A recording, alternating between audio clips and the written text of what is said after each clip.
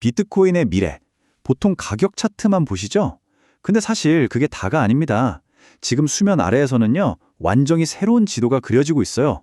오늘 저와 함께 그 미지의 지도를 한번 탐험해 보시죠. 자, 대부분의 사람들은 비트코인을 볼 때 이 왼쪽의 모습, 그러니까 막 요동치는 파도 같은 가격 움직임에만 집중합니다.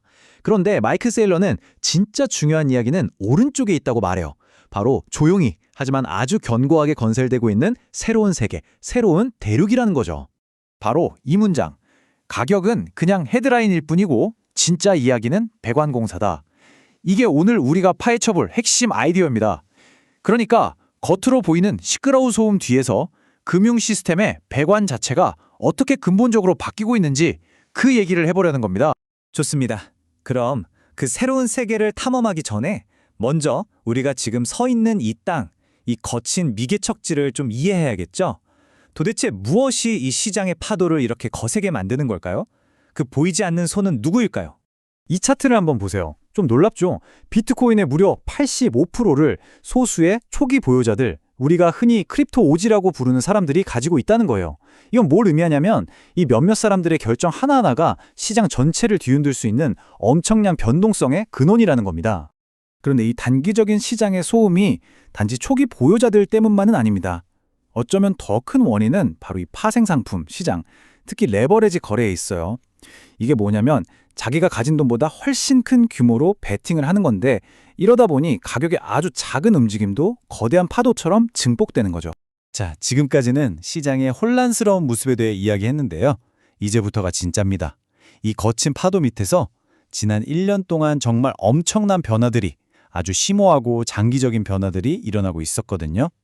비유하자면 바로 금융의 철로가 놓이기 시작한 겁니다. 이 타임라인을 보시면 지난 12개월 동안 그야말로 놀라운 일들이 벌어졌습니다. 첫째, 규제 분위기가 확 바뀌었고요. 둘째, 현물 ETF의 족쇄가 풀렸죠.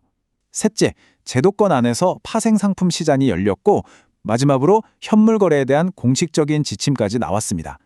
이건 그냥 작은 변화가 아니라 말 그대로 새로운 대륙을 연결하는 철로가 깔린 거라고 볼 수 있습니다. 여기서 정말 중요한 포인트는요. 이게 그냥 분위기가 좀 좋아졌네 이런 차원의 얘기가 아니라는 겁니다. 거대 자본, 그러니까 기관 투자자들은 그냥 감으로 투자하지 않거든요. 위원회와 이사회를 통과할 수 있는 명확한 정책, 법적인 허가가 필요한데 바로 그 문이 활짝 열린 겁니다. 자, 철로가 깔렸습니다. 그럼 그 위로 무엇이 달리게 될까요? 이제 비트코인 진화의 다음 단계, 정말 결정적인 단계로 넘어가 보겠습니다. 비트코인이 그냥 가만히 있는 자산에서 금융 시스템을 움직이는 역동적인 엔진으로 바뀌는 과정입니다. 그 핵심에 바로 담보라는 개념이 있습니다. 다들 아시겠지만 대출을 받기 위해 맡기는 자산을 말하죠. 이 아주 기본적인 금융 개념이 비트코인을 만나면서 상상도 못했던 새로운 금융 엔진을 만들어내기 시작합니다. 이 과정이 바로 그 마법이 일어나는 지점입니다. 보세요. 내가 비트코인을 가지고 있어요. 이걸 팔지 않고 그냥 담보로 맡기는 겁니다. 그러면 뭘 얻을 수 있냐? 바로 현금, 즉 유동성을 확보할 수 있게 되는 거죠. 내 자산의 소유권은 그대로 유지하면서요. 이 문장의 담보의 힘을 정말 잘 보여주죠. 가지고만 있는 것에서 가지고 활용하는 것으로의 전환. 이게 바로 잠자던 자산을 일하는 자산, 즉 워킹 에셋으로 만드는 핵심입니다. 자, 일단 담보라는 게 생기면 그 위에 뭘 지을 수 있을까요? 바로 신용시장입니다. 그리고 이 신용시장이야말로 모든 현대 경제를 움직이는 진짜 엔진이라고 할 수 있죠. 그리고 이건 그냥 이론적인 이야기가 아닙니다. 바로 현실에서 일어나고 있는 일이죠. 이 원칙을 기반으로 한 새로운 공공 디지털 신용시장이요. 불과 10개월 만에 0에서 시작해서 무려 80억 달러 규모로 폭발적으로 성장했습니다. 정말 엄청난 속도죠. 자, 그럼 이 점들을 한번 연결해 봅시다. 비트코인처럼 공급량이 딱 정해져 있는 자산 주위에서 신용이 무한히 확장될 수 있다는 것.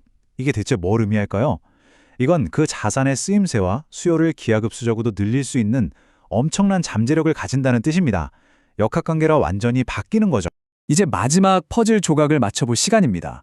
이 새롭게 만들어진 금융세계가 마침내 전통적인 은행 시스템, 즉 구세계와 연결되는 그 결정적인 순간입니다.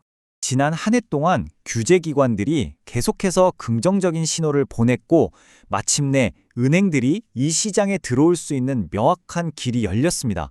마이클 세일러는 이걸 댐이 무너졌다고 표현하는데요. 정말 딱 맞는 비유죠. 그리고 그 댐이 무너지자마자 그야말로 눈사태처럼 이런 이름들이 쏟아져 들어오기 시작했습니다. 시티, 찰스 슈왑, JP 모건, 뱅크 오브 아메리카, BNY 멜론 스탠다드 차터드, PNC 뱅크까지. 금융계의 거물들이 이제 비트코인을 직접 다루고 수탁하고 심지어 담보대출까지 제공하기 시작한 겁니다. 이 채택의 규모가 얼마나 광범위한지 느껴지시죠? 이 표가 지난 1년간의 변화를 정말 명확하게 요약해 줍니다. 과거에는 시스템 밖의 이단화 취급을 받던 비트코인이 이제는 시스템이 스스로 적응해야 하는 대상이 된 겁니다. 왜냐고요? 고객들이 원하니까요. 그래서 규칙이 바뀌고 익숙한 은행을 통해 접근성이 높아지면서 채택의 가장 큰 장벽이 허물어지고 있는 거죠. 자, 이제 흩어져 있던 모든 조각들을 모아서 완성된 지도를 한번 보고 미래를 향해 시선을 돌려보겠습니다. 2026년 과연 어떤 모습일까요? 결국 마이클 세일러가 하고 싶은 말의 핵심은 이것입니다. 진짜 이야기는 단기적인 가격 펌핑이나 과대 광고가 아니다.